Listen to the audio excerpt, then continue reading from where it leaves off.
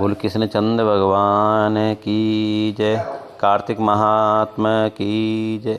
तब राजा पृथु ने पूछा, हे देवर्षि, इसके पश्चात युद्ध में क्या हुआ तथा वह दैत्य कैसे मारा गया?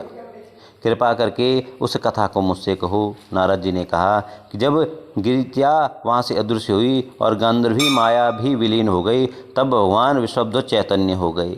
उन्होंने लौकिकता व्यक्त करते हुए बड़ा क्रोध किया। फिर भगवान शंकर जलंधर से युद्ध करने लगे। जलंधर शंकर के बाणों को काटने लगा, परंतु जब काट न सका तो उसने माया की पार्वती बनाकर अपने रथ से बांध ली, जो विलाप कर रही थी।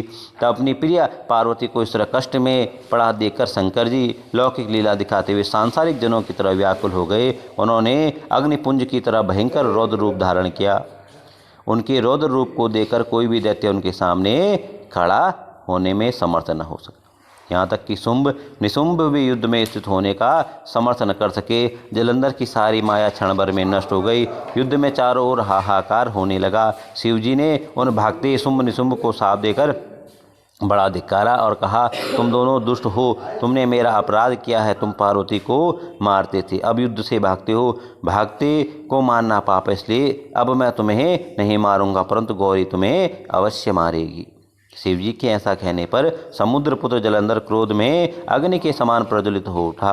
उसने शिवजी पर घोर बाण वर्षा करके धरती पर अंधकार कर दिया। तो उस दैत्य की ऐसी चेष्टा देखकर शंकर जी बड़े ही क्रोधित हुए तथा उन्होंने अपने बनाए हुए सुदर्शन चक्र को चलाकर उसका गला काट दिया।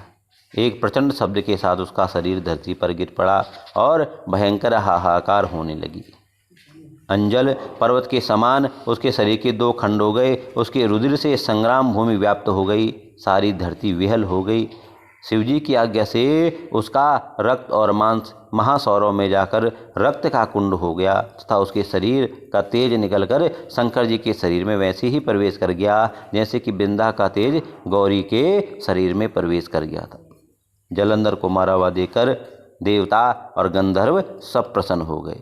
21वां अध्याय है कि अब ब्रह्मादि देवताओं ने नतमस्तक होकर शंकर जी की बड़ी स्तुति की और कहा, हे प्रभु, आप प्रकृति से परे पार ब्रह्म परमेश्वर हैं। आप निर्गुण निर्विकार व सबके ईश्वर होकर भी नित्य अनेक प्रकार के कर्मों को करते हैं।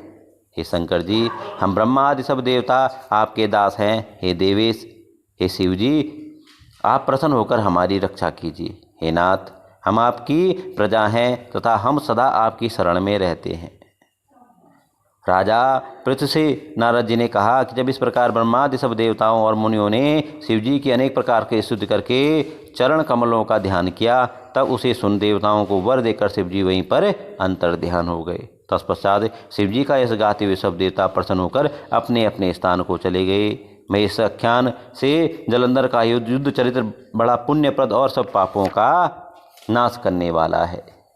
यह बहुत सुखदायक है और महेश को भी आनंददायक है। जो इन दोनों आख्यानों को पढ़ेगा और सुनेगा वो सुखों को बोकर अंत में अमर पद को प्राप्त होगा। बोल कृष्ण चंद्र भगवान की जय। बोल कार्तिक महात्मा की जय।